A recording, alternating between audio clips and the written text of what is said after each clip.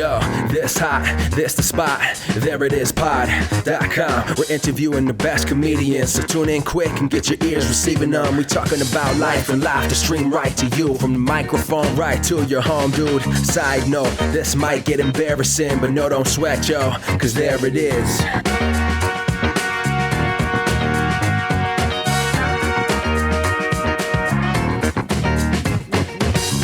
Welcome to the There It Is podcast, a comedy podcast to help you find your inspiration. I'm your host, Jason Farr. Let's do this. Thanks so much for joining us, especially you first-time listeners. If you like this episode, you can check all of the previous episodes out on Apple Podcasts and SoundCloud. I don't normally sound stopped up like I do in today's episode. We have a really great guest. He is a singer and songwriter and musician, and he probably really is appreciating this theme song. And a big shout out to Neil Brooks for that, the funkiest theme song in podcast history. So I have a really great conversation with our guest today. He's fantastic, and I just really loved where he went with the discussion, so I hope you enjoy it. Let's just get right to it. Here's my chat with Julian Velard. You were born in New York. There are things that people can see online on Wikipedia, things you've been a part of, but how early did you start playing? Were you someone who started playing piano at 5, or was it a little later? No, I actually started pretty late in the game. I went to the performing arts high school here in New York, which is, from the movie fame. Right. But I wanted to make movies. That's what I wanted to do. I grew up watching a ton of movies, funnily enough, with a couple of very close friends, one of which is actually a very established and successful filmmaker right now, Jordan Peele. Oh, wow. Which is a totally, one of those crazy, weird, random things, like the kid that I hung out with when I was my best friend when I was 12 is a world famous director. But, I very much was a video store nerd, and I actually worked at a video store delivering movies, and basically I went to go to LaGuardia, and I auditioned to be an actor. Another random New York kind of tidbit is that my sort of acting coach / my mom's friend's son who coached my audition was Adrian Grenier from Entourage. Oh, wow. So it's just, it's a lot of it. It's I am name dropping, but it's more growing up in New York City. It's just kind of like that, Yeah. And I was actually going to say, does that just give people a leg up? I mean, it has to, right? Well, it does and it doesn't. It does if you want to live here, right? Because New York is such a crazy place to try and exist that any sort of leverage you can get, whether it's even just crashing at your parents' house for a night, or even just understanding how the city works intrinsically, that's a huge advantage. And I'm married to a woman from St. Louis, and I see her struggle with things that come. I just accept as part of. Yeah, I think that's, as far as existing in other places, I mean, you definitely become more of a hustler here, and you learn to grind, but that can backfire in other places. Sometimes you're too intense, and I've learned that as I've gone and lived in London and existed in other places. I definitely have to modulate. Most of the time, I'm unsuccessful at doing it, but I have to modulate my intensity and my gear shift. So I started out basically trying to be an actor, and not even an actor, really. I wanted to write and make movies, but my mother made me go to LaGuardia she made me audition also for voice, because I'd sung in some camp plays. I didn't get in for acting, which I don't know if it's a statement on my ability or my acting coach, Adrian Grenier's ability, but I did not get in. But I did get accepted for voice, and I think it was largely because I was a white male who could sing a little bit and carry a tune, and they needed it. So, and all through high school, all I wanted to do was movies. It's I was obsessed with it. I didn't really care about music at all, but because I went to LaGuardia, I kind of got this fundamental education about it, and certain areas where I excelled were things like music theory, any of the math-based stuff, because my father is a PhD in mathematics, and it's just sort of in my, I have that brain. Yeah. And so as I started to access music more in that way, it started to make more sense to me. And then I went to Hampshire College where I wanted to major in film. And when I got there, it took me 18 months to get even into a film class. It was so overbooked. And that's when I started really, I had started writing songs in high school, but they were just as like a thing that I did, because I was in a performing arts high school.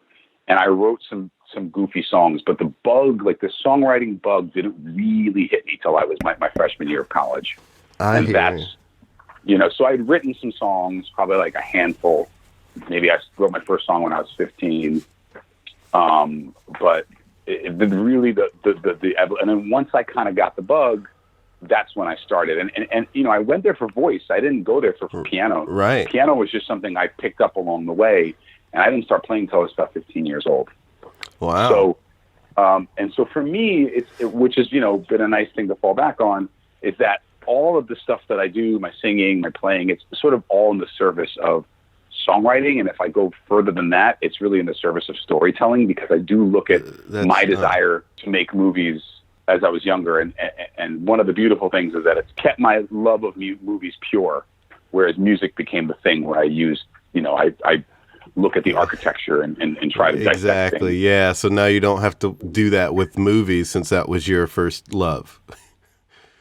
Yeah, it's nice to be able just to watch a stupid movie and be like, that was fun, and not just rip it to shreds. Yeah, you don't have to be Martin Scorsese while trying to watch a Marvel movie. No, and I'm glad, because I think there's something also about music that's like, it's a much more micro scale. It's like we're talking about 3 minutes of somebody's time. It's not this huge. As I've sort of dabbled and been part of other larger productions, I'm grateful that I can just sit down and make a thing. Right. I don't need like 18 people to help me make the thing and, it's just, there's something about the sort of solace of the writing over the years. But that really was how I started. It was sort of like I bumbled into it. But then once I was 18 and once I couldn't get that film class and I started writing songs, that's sort of when the obsession took hold. Well, it makes a lot of sense. Your songwriting style there, it is like storytelling, with a lot of your music. So that makes a tremendous amount of sense. And I definitely lean at that, especially with the sort of not even record, but the project that I'm working on now. As I've grown older, I've leaned further and further into that, and I've tried to push into this sort of idea of how do I use songs to tell stories, and how do I use songs in the service of a story. Because I do believe that the great thing about songwriting is you have this ability to communicate with a listener in a purely, at times, emotional way. Right. And if you have the momentum of a narrative behind it, a larger narrative, you can really accomplish serious things within a listener. You can make people cry, you can make them laugh. And that's what I've always sort of pushed towards, is this idea of trying to tell larger narratives through song. The logical conclusion of that is to write a musical, but which is ironic because the project that I'm working on now is like a musical of sorts. But I also have my own hang-ups with musical theater too. Growing up here, that I think I love the form. I think is great, but the content, I'm just not. I have all kinds of issues with it. But that's always been my thing. Is the storytelling is that's from day one what I think drew me to it, and why I have a tendency to write these more literal narrative songs, and I'm not as much a fan of the poetry. Right. Okay.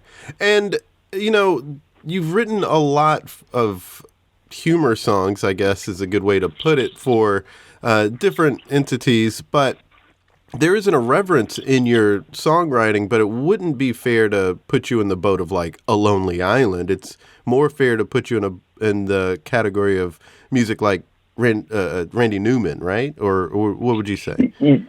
Yeah, he's definitely one of my North Stars, because, and I think it's different. Even his career is a strange one where it took this myriad path, and now he writes for Pixar.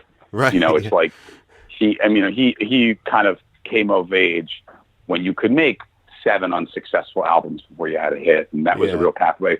Plus, it didn't hurt that his uncles are, both Academy Award winning composers. So that, that's definitely, but that's nothing to take away because I am an absolute devotee of his work. And, so guys like him, Sondheim is a big influence for me just in terms of the way the shows to an extent, but the songwriting, obviously Bob Dylan is a huge influence.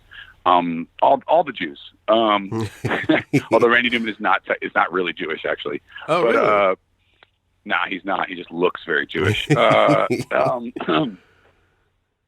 yeah, that's really, I have sort of like, I take umbrance with the parody because I think, great humor and it comes from the same place as like great, drama. And it's like, really, it's always in the service of the story. Like if you can be funny in service of even great jokes, they're always in service of the story. And I think there's something about parody where it gets a little like, mathy, where people are like, oh, this, I fully comprehend the thing that this is based on, and therefore I am willing to accept it as truth. Yeah, that happens a lot. Yeah, the improvisers and sketch people who are listening definitely have witnessed that in that medium as well. It does get mappy, and when it's just sort of like, okay, so this is the next thing that's going to happen. Right, and I'm actually, so this next project, I'm working with a comedy writer and an improviser very closely. Like we're developing the narrative together, and it's been a real education for me, but also for him, like sort of what parts of the story that I choose to highlight and when it's important. And, I very much am like, I don't care if it gets a laugh. All I care about is that it lands. It furthers the narrative along. It gives you a deeper understanding of the character. And that's really where I've honed it into, is this idea of character. I mean, that's like kind of my big thing that as over the years, I've realized it's something I've always been trying to do, which is in part kind of this worldview that I have from growing up in New York and having the parents that I have. I have very like crazy, weird parents.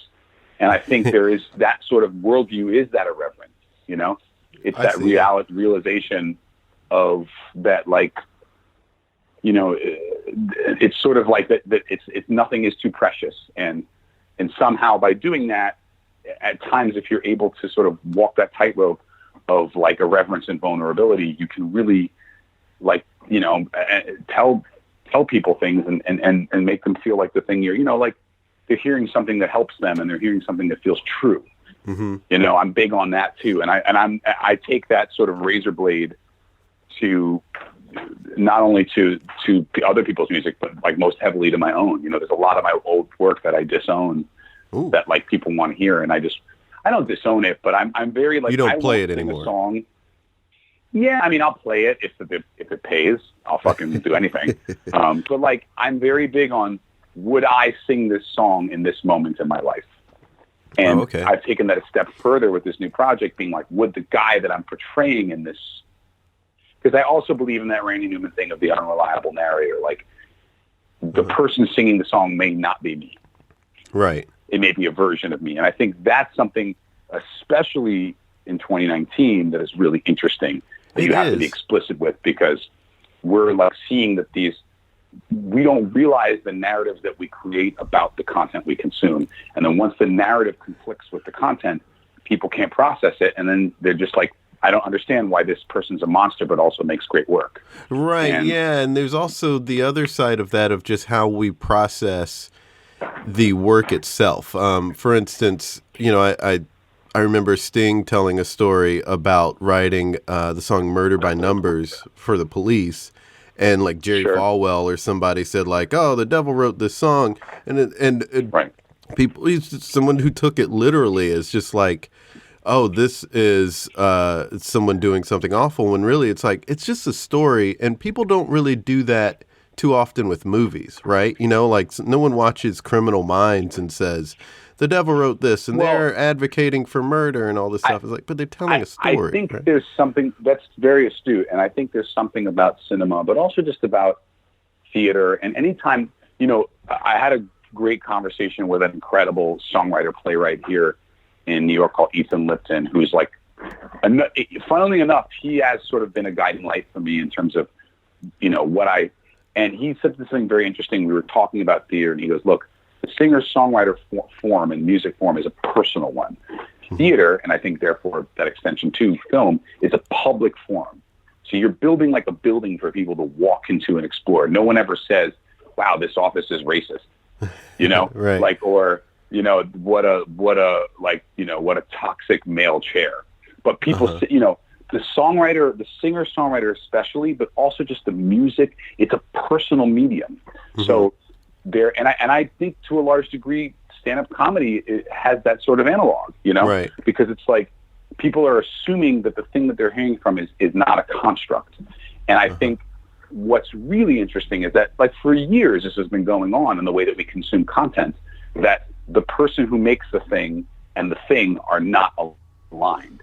Sometimes it's not even the person who makes the thing. Like Milli Vanilli did not sing those songs. You know, they're right. a construct. Right. But I think we have this thing in our culture that, like, when those things are in conflict, right, and like direct conflict, our brains can't process it. And I think it's directly linked to the fact that we give people who make great stuff, or we assume they make great stuff, like special privileges maybe they don't deserve, you know? Yeah, putting people on a pedestal just because they're good at something is a weird thing for us to be doing. You know, like when people start that in grade school with athletes, right? Like someone is the star quarterback, so everybody starts acting like they can do no wrong and treats them like they're a god, and they're just another person in school with you.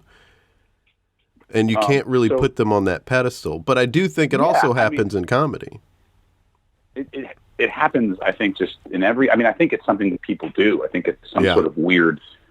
So, you know, it's something... I read this crazy book called Homo Sapiens, but this guy is like an evolutionary psychologist, and he talks about all this kind of stuff. There's like I mean, you know, he also has some pretty far out like notions too. But one of the things I think is interesting is a lot of our cultural behavior is built into sort of evolution and the way people work. It's just like, look, there's always cliques, there's always clubs, there's always the cool kid.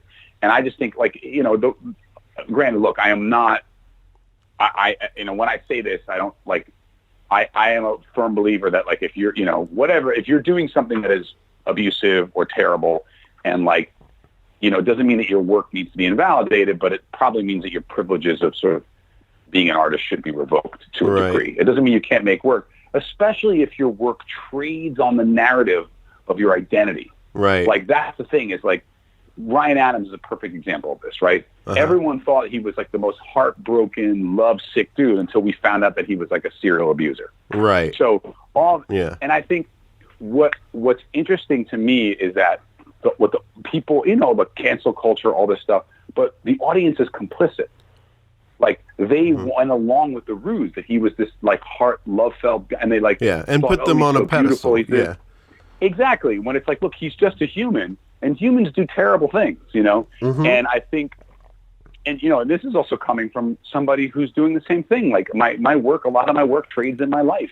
And I realized that, like, there is a serious hypocrisy there, that, like, I could do something that would, like, invalidate my whole identity to people, you know, and why they connect to me.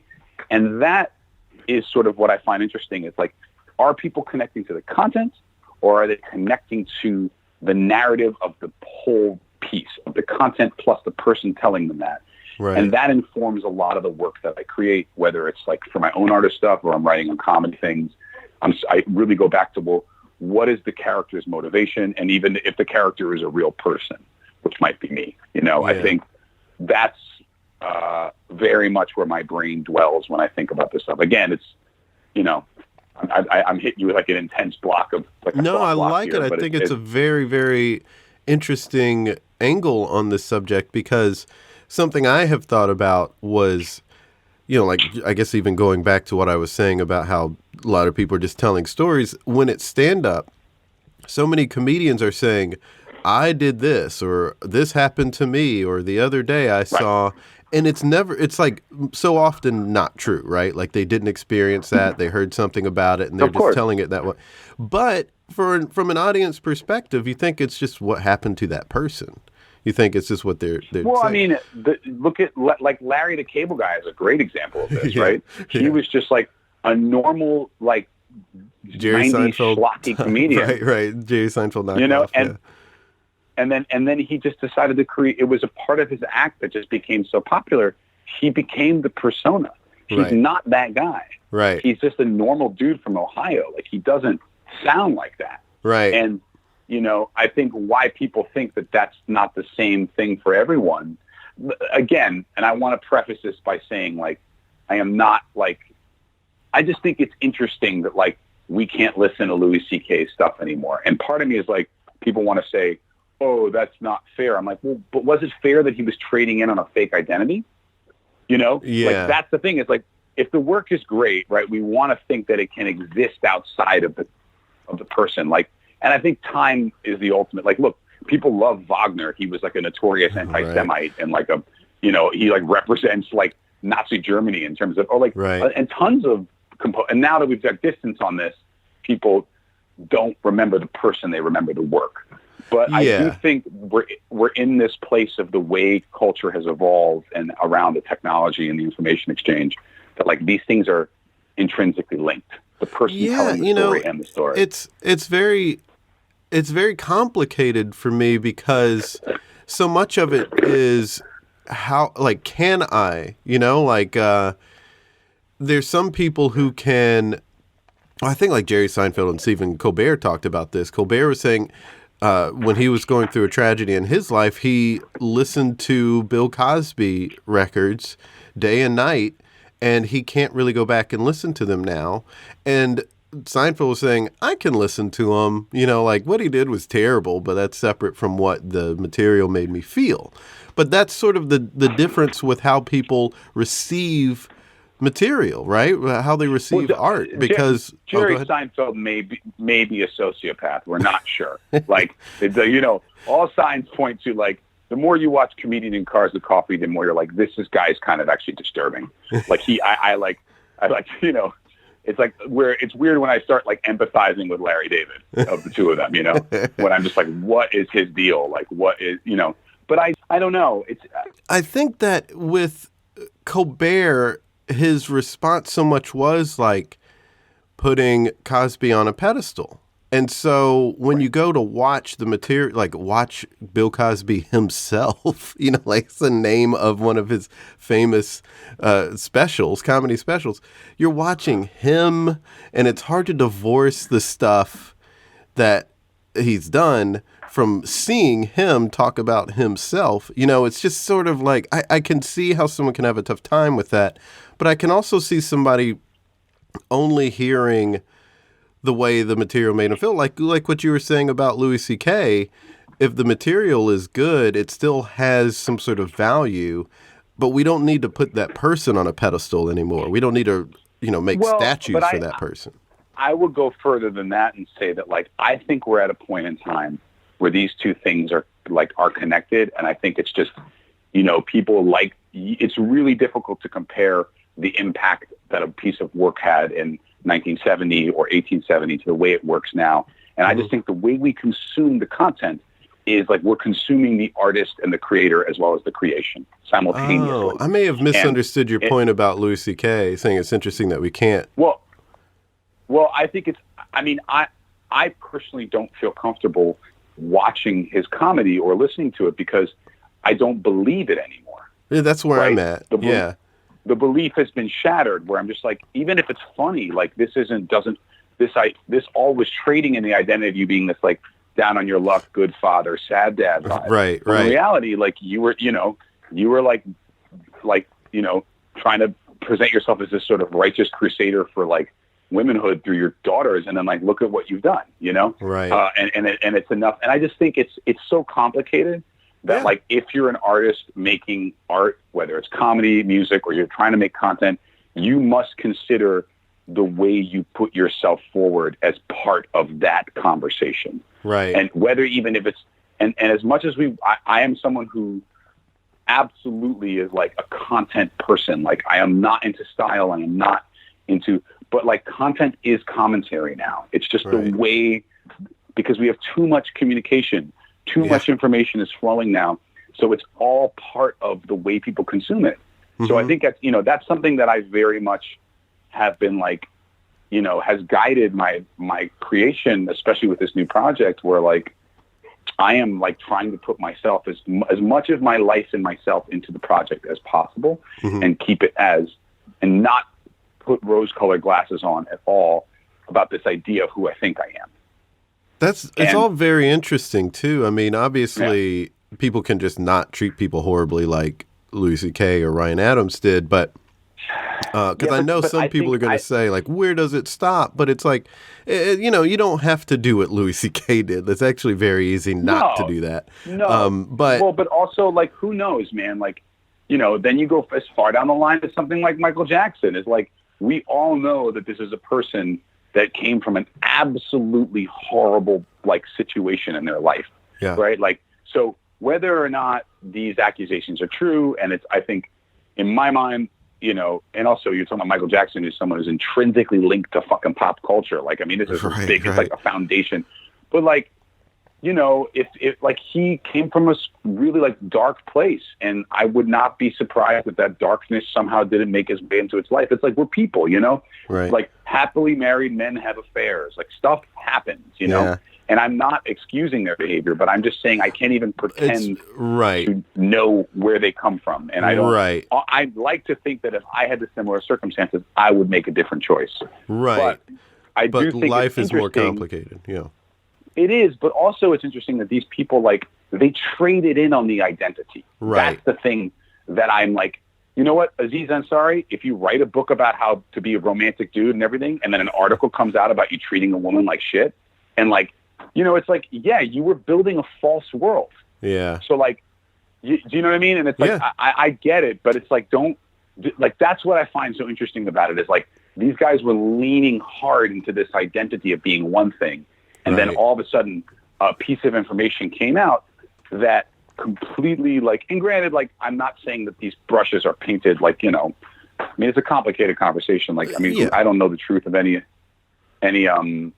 stuff, whatever. Like, and again, I'm also not trying to make a commentary on the movement and all that stuff. I'm just saying, from a creation standpoint, it's very interesting and also important that we have to consider the creator now as well as the creation. And there's no way to separate them. And as much as we want to say it's like 1976 and the album is the album or the show is the show, it's just not that anymore. People don't, you know, people put themselves in it, and they're, like you were saying, they're trading in on a certain persona, so it's hard to divorce the two. It's harder maybe now than never. I think it's impossible. I think part of it is the nature of the way that, like, you know, the audience feedback is like part of the it's about the conversation and not the content. Yeah, it's like, it's not like, here's the thing. It's like, it's all about, and I think the people who are going to make the most successful art and are sort of moving forward in that way are able to sort of tap into that and navigate those worlds of, like, you know, hey, this is like, I am also a creation and so is the art. You know, I don't know. It is fascinating to me, but, like, I also think that it's important that if you're making something, you have to think about sort of your place in the world as you make it. You know, it's just the way that I think, and whatever that means, you know, and at least that's what I try to do, because otherwise, you know, the idea that you're going to make something that will resonate with people, I think, is going to be harder and harder. Yeah. You know? And I mean, is there a way to, as a creator, make a piece of work that really tries to genuinely look into how humanity is, or, you know, like, do what art does and keep yourself a mystery? Well, I mean, I don't know, you know, like, I'm sure for someone who's like a total genius who, like, but I think ultimately, like, what I'm most interested in is when people are themselves and they're vulnerable and they're honest. And, like, I almost don't need the mystery explained. I look for empathy. Like, the piece of art that I connect with is the thing that I can see myself in, whether it's about me or not. Like, it could be about someone who's completely different than me. That's, you know, like, you know, I find the personal pieces of art that are made with an eye towards the understanding that people are going to enter into them. Like, I mean, you know, I always think of, like, Moonlight as an example of that. Like, Moonlight is a fabulous movie, and it couldn't be further from that reality. But I felt a deep emotional connection when I saw that movie, because it felt real to me. It felt like it was portrayed in a way that I could enter it and I could be part of it. And I think ultimately any great comedy, any great music. Like, I'm interested in these sort of hyper-personal types of conversations that, I think somehow people really focus on that, and then the truth of, like, sort of the universal truth will resonate because of, we're all human beings. Yeah. We all feel these things, and we all have these similar reactions. It's just the circumstances are all different. Right. And I think there is something interesting about the way that identity and like has become much more part of the conversation, because it does, like, when there is a piece of work where it's about like an underrepresented identity and it's great, it's kind of incredible because you're like, I've never seen anything like this before, and that's right. where, like, it really is exciting, like I saw the preview for that thing on Showtime. My buddy's working on it. What is it called? It's like about like a, sort of non-binary, I don't know. Woman, I guess. It's like, it looks really funny and really fascinating, like legit funny. Like, it's good. I'm like, this looks awesome. And it's not trading in. I mean, yes, it's like trading in on some of that sort of hipness and coolness, but the content, it feels like, wow, this sort of feels like a weird Curb Your Enthusiasm, but with that sort of wrinkle, And I'm just like completely like, I'm going to watch this show. I'm going to be totally fascinated and riveted by it because it's just something different and new and it feels fresh. That said, the content's still got to be good, Yeah. It's like, I want it to be good, but the fact that it's good and different is like, oh, wow, I'm like all in on this. I just like, right. And I think that's what's kind of exciting about a lot of these conversations with, that are happening around the art. And, right. and if it means like, whatever, like I'm very Holden Caulfield about it. I'm like, I want like death to phonies, get them out of here. Well, yeah. Like, today, it's all about representation today and totally. People getting their voice out there. So it really is going into, trading in on who you are as a person, and showing that. But it's supposed to be genuine and thoughtful. I think that's a bit of a response to people who've been lying about who they are to sort of get a bunch of money from you. Or misrepresenting themselves intentionally. Right. I mean, but that's right. Like, that happens, It's like... Well, we saw that a bunch in the church. I mean, there are a whole lot of preachers who were saying a bunch of hateful, anti-gay things, and then it turned out crazy, like the guy who came out, that like the gay conversion guy who came out, like, and it was like, oh, by the way, I'm homosexual. It's like, no, duh, really? Like, you've been ruining people's lives for 30 years. Right. Yeah. I mean, you wouldn't be so hell-bent on this topic if you weren't really focused on it in your own personal life. Yeah. And I just think without me, like, I'm not trying to get in a soapbox or any of this stuff. I just think the part that I find the most interesting is like the audience is really interested in who the person is that's telling them the story now. Yeah. And they want it to feel consistent with the story. And like, that's always been there, but I think the level of that has been just turned up. Like, and Hollywood has, like there's all kinds of stories like Rock Hudson, like all these things where like we thought it was one thing and the person's another thing. And like there's manic, and then there's even more like, nefarious things. I mean, Cosby's a perfect example. It's like he's Mr. Family Man, and like, look, he's like he literally is a monster. Yeah, and the opposite. Right. But I think what's interesting is that like this is how people are consuming content now. Like we can't get away from it. Like they're interested. The story of the person telling the story is just as relevant, and even sometimes more relevant than the story. Right. Yeah. It's been a very interesting conversation. Drastic change of topic. No, I love it. This is the sort of thing I love getting into. To do that, I'm like, I get real worked up about it. Like, especially when I start talking about it. I love talking about that because it gives a deeper insight into how you make the work you make. And so I appreciate it when people get into that on this podcast. To bring it back to your initial stuff is that like, I think about all these things whenever I'm working on anything, whether I'm working on a thing with a comedian, whether I'm working on my own music. Like, I'm always like, well, who's telling the story? What's the character? Where are we going? Like, these are all the first questions I ask myself before I write a note of music, before I write a lyric. Like, and I feel like the strongest content I make is when that thought is foremost in my mind and I'm able to hold it in my mind as long as I possibly can. So I try these days, unless it pays, to not start until the thing is as clear as possible. That's really great. And I think I think it's very evident that you put this much thought into your work, because here's how I found out about you. We were at a live taping of Ask Me Another. Oh, and, cool. you know, Cool. yeah. And one thing that struck me was just like how clearly thought out your music is. And you're a really great musician, but the songwriting also is coming from somewhere. It's not just like a silly song or something like that. It was humorous, but it was coming from a real place. And then also I was struck by how good you were at the sort of broadcast things, like, you have moments where you have to, I don't know if it was toss to commercial or toss to segment, or, those sort of things are tough and people don't realize how hard that part is.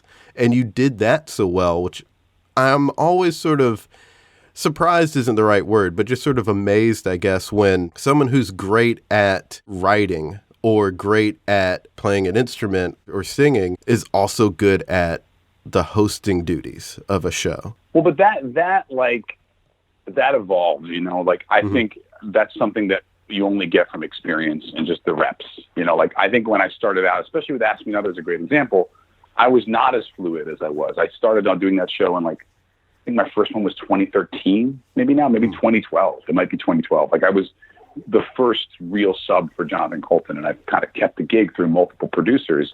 And that's an example of one of my first things where I was really required to do something that was kind of outside of my direct comfort zone of just being on stage and embodying that person that I am. And did you lean in on any of Adrian Granier's advice from your audition? Well, it's funny, acting for me has always been the final hurdle, because I have a lot of issues, as I said, with people being phonies, and I have a lot of things about actors basically not ever being themselves. They're just vessels for content. They're just posers. And I think a lot of times being a real person can be sort of antithetical to acting. Although I think the great actors can pull both off. They're the great actors are able to take all the pathos and energy of their real life and infuse it into, a person they have nothing in common with. But, I really, as a mother of survival was what I just needed to work. And so I started just taking more and more gigs. And as I've progressed through my 30s and now that I'm 40, I've sort of realized that I'm more flexible than I ever thought I was.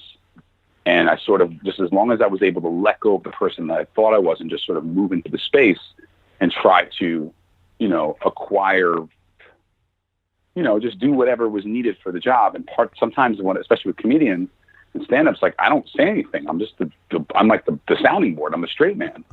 And I talk a lot, as you just have witnessed, but I've learned in those environments, what's the way?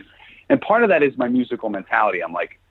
I'm playing with somebody here. How do I make the thing better? Let's do what's right for the song.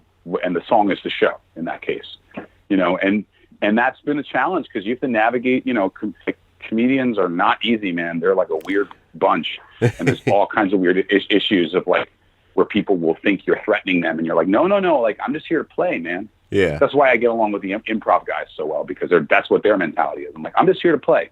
Right. And improv is definitely a group effort. Yeah. Yeah. And music is very if you want to play with musicians and you want to work, you have to learn to be bendy. Yeah. And actually one of the gigs that's been the most educational for me is I do, which is a big part of my next record, sort of but I do live piano karaoke. I've been working at a bar in Chelsea for 4.5 years. And that has been, I have to say, perhaps the most valuable experience I've had in my entire life of learning how to roll with something. It's because there's something about when you get a drunk person up there who doesn't know the song, can't sing, doesn't know, I have to find a way to make them sound good and just kind of be supportive and make them. And it was really a sociological experiment for me to do that work. Yeah. And that's a bedrock principle of improv is it doesn't matter, what you don't judge what they did, just make them look good. Yeah, I that sounds right. I've never taken an improv class, and I feel like I would be, that's something I've been really benefit. I'm working with this guy, Joe Schiappa, that he's kind of a master at that. It's been really It's been really a great relationship to learn to see how he applies those principles. I always compare improv to particularly jazz because it is so much of we're a group of people and we have like a base thing that we've established, but we all have different sensibilities or slightly different sensibilities, or just like the whole two brains are better than one because that person's going to think of something different than you are. So you have to work together and you still have to make this music and make it sound good or look good. And so it's, to me, a really apropos comparison, but I don't know nearly as much about jazz as you do. I mean, I don't know a ton about jazz. I've like studied and stuff, but that's a whole other world. I don't know. It just seems like it's also sort of like just the principles of life that like, which, and funny, it's like in art, I feel like I'm able to pull this off, but where I have the hardest time doing it is in real life, is like listening to people, right? And trying to really, that's really what it's about. And like, especially in my marriage, that's a real challenge to try and be present and be like, and not prioritize my needs over my partner's needs. And now that we have children, it's like prioritize our kids' needs. It's a real, and there's just so much, I think something about those things, like fighting those, navigating those spaces in my life, and certainly on like certain gigs, like when I get to an environment where that skill set is welcome and cherished, like I'm in heaven. I'm like, oh my God, please, let's just do it. That's all I want is permission to like have fun with you. And I think that's a big, and also permission, give myself permission to have fun. That's a big part of it too, is that like, I'm in a space where I'm not, like fighting myself and I'm just letting go. And I think having that, learning all that, like those are all skill sets that have been honed over a while. So I guess when you're saying that, you were impressed with my able to sort of mitigate a lot of this different information and sort of just to kind of be flexible. A lot of it is just experience and also just trying to be like receptive as a person. It's got very little to do with the skill. I mean, the skill is there because I've spent, my 10,000 beyond hours on it, but like, but it's really where I'm most successful at it is when I'm able to sort of make the mental breakthroughs that allow me to be natural on a stage. Awesome. Well, we've reached the end. Let's create something together real quick. And absolutely, let's do it. So I guess there are a couple of options. I mean, I guess if we're talking about how to create something from in an earnest way, like what we were talking about before, about how you approach creating something from your worldview, how could we demonstrate that, like what that looks like? So, well, what are we making? I kind of want to keep it somewhat general because I know a lot of comedians are listening. So if we were writing a song or writing a sketch or story or something, what's something like, let me get an example from you of your work where you're working on a song and you're trying to be mindful of what you're trying to be mindful of. It just all depends on what the placeholder is. Like if it's just a song, but I think I've like evolved to this place in the way I work is like, I can't just write a song. I just can't do it. Like, unless it's like, I have to, I just think like, and meaning there's money to do it or whatever. Like I have to have a larger thing to tap into. And one of the kind of interesting things is I've met with a buddy of mine on this new project that I'm working on, and and it's sort of like I said, a musical of sorts. And he had this, list of questions that like musical theater creators, like he's like that he's developed with. He works with Jeannie Tusori, who wrote Fun Home and Thoroughly Modern Millie, and it was really fascinating to read these questions. I was like in terms of like one of the first things they ask you is like, what is the central question of the show? Okay, right. Like, what's the question that you're trying? Because like every great show is looking for a question to be answered. Okay, yeah. Right, and I thought that was really like, and well, just like in general, and like, I would say like, I guess the way to rephrase that is like, what are you trying to do with the song? What are you trying to do with the sketch? What's the thing other than become rich and famous? Well, that is, you should be going down that route, whatever that means. If it's fart noise is great. But like, what is the goal of the sketch, the song, the show, and like that's something I try to keep in my mind. Interesting. Foremost. So you don't sit at the piano and noodle until you find a melody and then some whatever lyrics the melody makes you think of. You don't write that way. I used to, but like I don't need to write any more songs. Right. So now it's more like, here's a topic, and how do I break that down? Like I think anything really good has a reason to exist, and sometimes that reason is buried in your psyche, and you sit at the place, you just kind of vibe it out. If it's something that I feel like is strong and has the kind of energy it needs to be, like there's a reason why you're making it. And I think figuring out that reason, and obviously that's a process, and it, you develops and you go down different roads with it. But the more you're able to refine and figure out the reason why you're making the thing, the clearer it becomes and the better you're able to make it.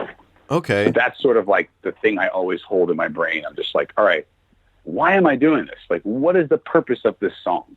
And even if it's a song about like fart noises or whatever, okay, well, why fart noises? I mean, it gets absurd, but I think I always...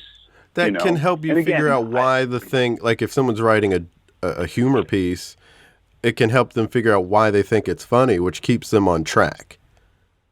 Absolutely. And I think if you continually ask yourself that question throughout whatever you're doing, it's like it keeps you honest, because you're entering like it's an alchemy you're trying to perform. You're trying to like create, what do they call this? A German word of like the Luftmunch, or it's like a person, I think it's Yiddish. It's like a person who creates their living out of thin air. And it's this idea is like you're trying to like pull something that does not exist into existence. So your identity, all this shit gets like swirled in there. And I think if you're just able to constantly be like, all right, why am I doing this? Like, really, the world doesn't need another joke. The world doesn't need another song. Like, it's a waste of my time. There's so many other things I could be doing that will be a better use of helping people or doing things. I better know why I'm doing this. Right. And I think if you're honest about that question, and if that question becomes less about you and more about something you're trying to figure out, then the more likely your piece of content will like have to affect other people. Interesting. Yeah, that's a really great approach. I mean, it's pretty intense, but like I typically now when I write, and again, when I'm just creating my albums, which for the record do not make me a living. So like, take it for what you will. It's like, I don't know if this is a successful approach, Well, I think it definitely keeps a through line, like if someone's trying to put together a show or something, they do want to have connection between all the different things, because that's what makes it work together. So it makes it congeal. And I ask myself that stuff even down on a micro level when I'm working on a little thing. I'm just like, well, what am I doing this for? It's like I'm writing a silly song for Howard Stern. Okay.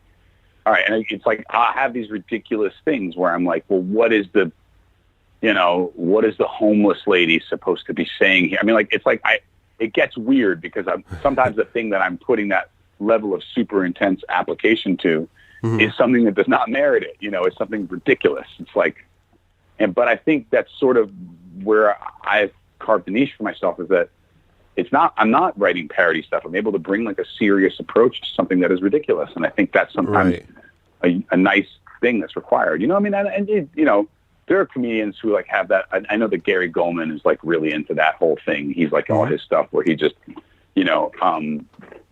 I find even though his writing tips are like, sometimes there's a little diet, but I think it's interesting what he's doing, and I got time for it because I like, he's showing his process and it's very considered. And I think by really looking at your process and being very considerate about it, it's like a great way to just know yourself better, but also to make better shit.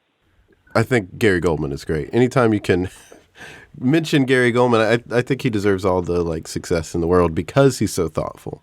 Yeah, I mean, sometimes, it's a bit, I don't want that thoughtfulness, but I I have time for it. Like, I like what he's doing. Like, I just think, me too. Even if sometimes it's too much and it's like, but like, there's a place for that, and I think it's interesting to see him sort of reveal his process in a way that's not like, comedians need to do this. He's like, well, this is something that I've done for a long time, and this is how I figured some shit out. Yeah.